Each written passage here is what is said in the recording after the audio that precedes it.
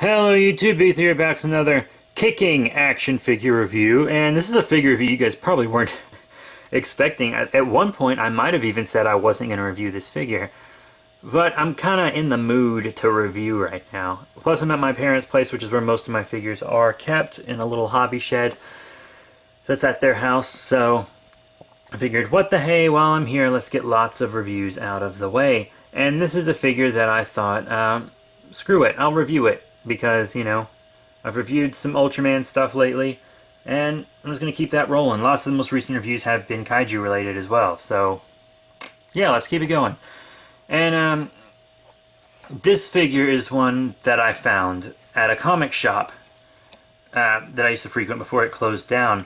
And I saw this figure one day, and I went to that comic shop like every week, and they were like, yeah, you know, that figure, we just got it today. Someone, you know, sold us a bunch of their old stuff, and that was one of the things. And he gave me a discount on it. I think he was, I don't remember what he was originally selling it for, but it was only a few dollars, and then he still gave me a discount. I was I was kind of close with the owner. I would always talk to him and hang out at the store if there was no one around, chill out, help out some, too, if they needed me. But, yeah, so we were tight. That's one of the cool things about comic book stores. You can get tight with the owner. So he gave me a discount on this figure. I wish that store was still around. I really like that store. Whatever. But, yeah, so this is a bootleg Ultraman the Great figure. Yeah, and I use him in my Ultra Kaiju Brothers show on the B3 Productions channel, which is kind of like Godzilla and Gigan on this channel. And if you haven't watched Godzilla and Gigan and you're just here for reviews, it's kind of like Monster Island Buddies. Something like that. It's kind of like Monster Island Buddies. Kind of like RB and the Chief too, if you think about it, because they're aware they're action figures.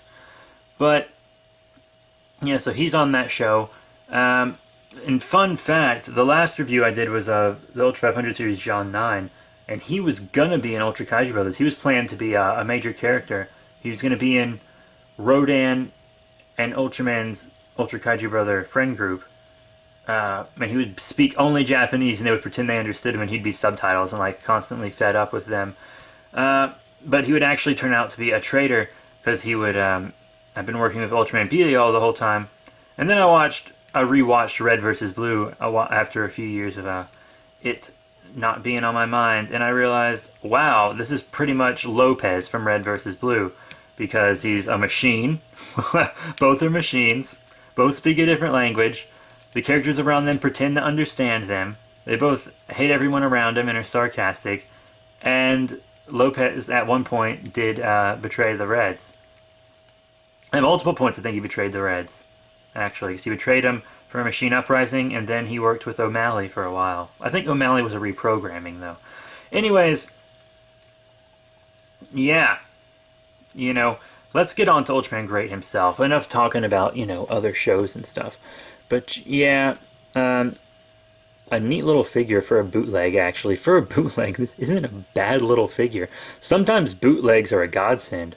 I've heard plenty of people say that sometimes they buy bootlegs of, like, figure arts and stuff, because they don't want to pay figure arts price.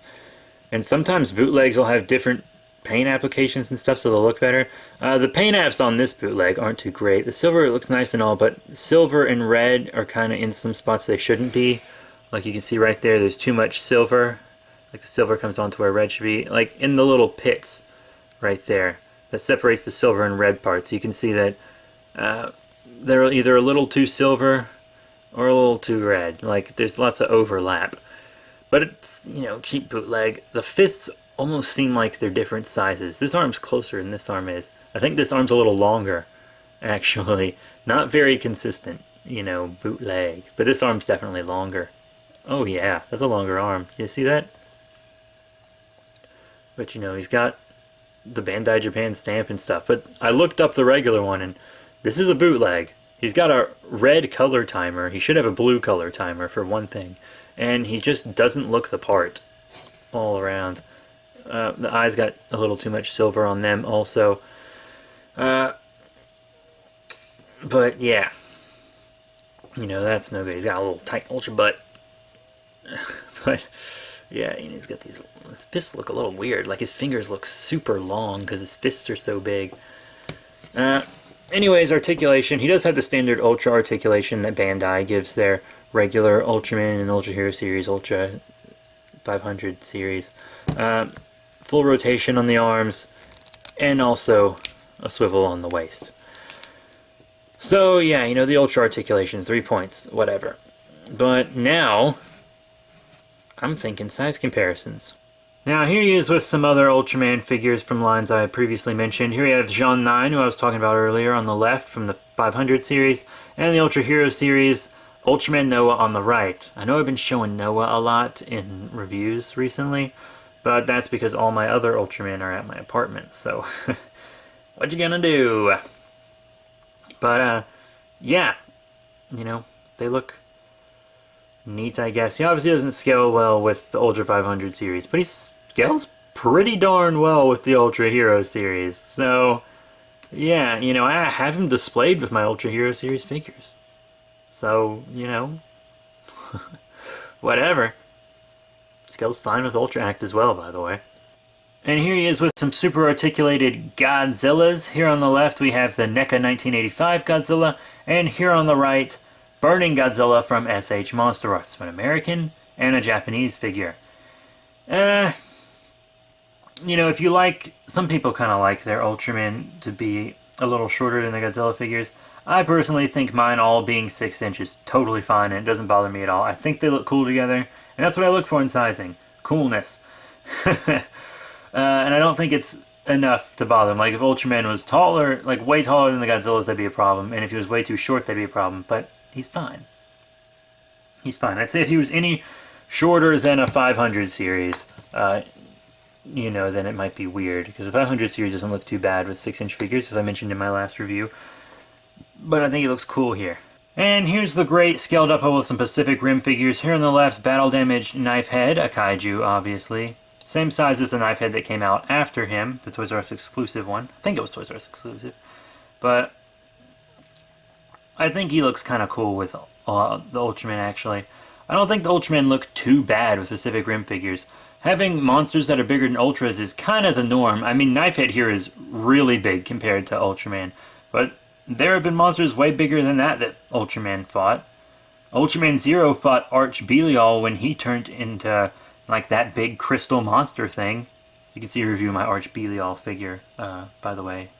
After you watch this, it's on this channel. But, you know, monsters being bigger than Ultras, that makes sense, and it's reasonably bigger. It's not like so big that it's like, come on, dude. Because Arch Belial could hold Ultraman Zero in his hand like a toy. So, you know, I think it's fine.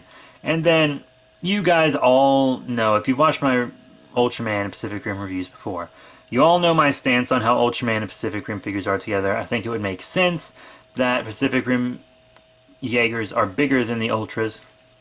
Even though this is one of the smaller Jaegers here, Horizon Brave on the right.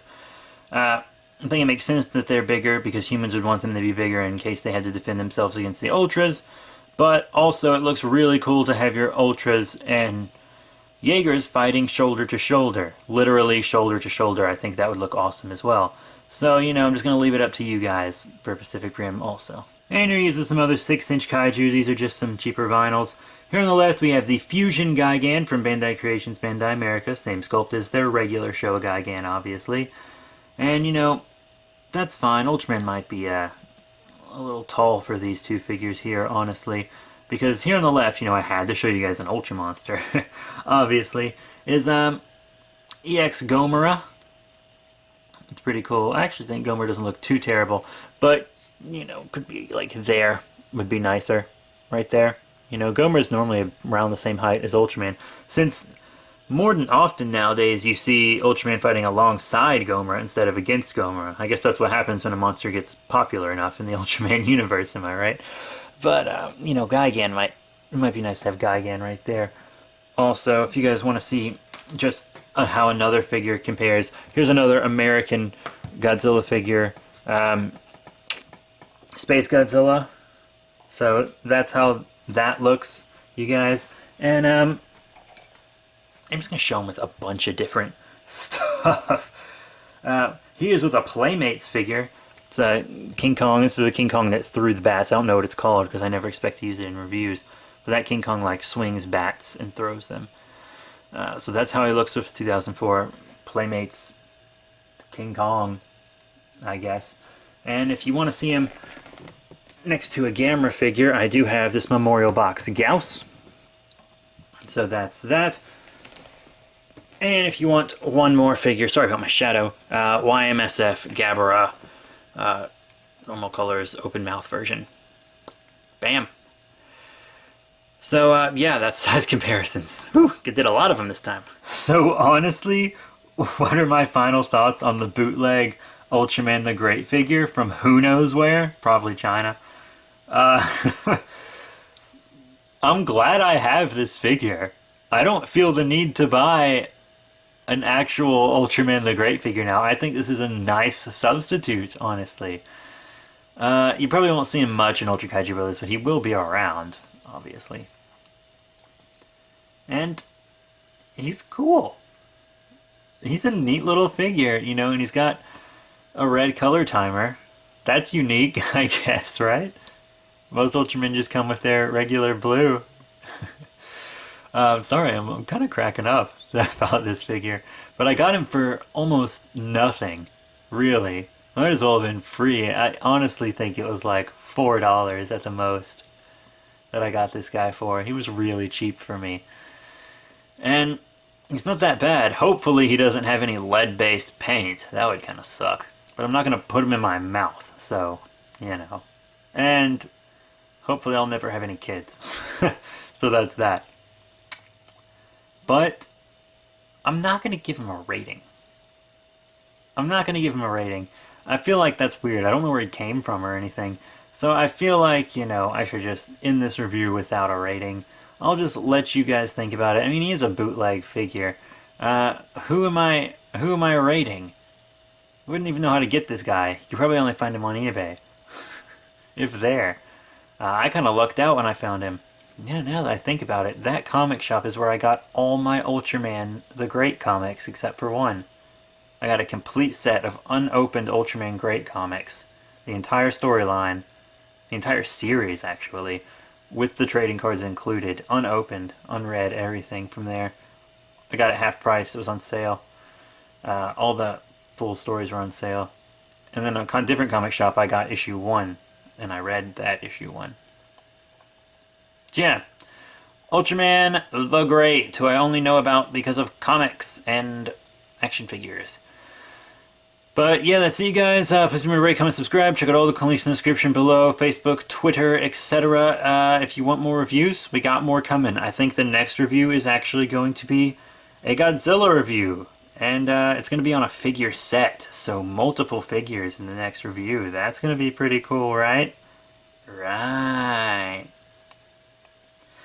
Yeah, so thank you all very, very much. As always, thank you for your support. And I'll see you all later.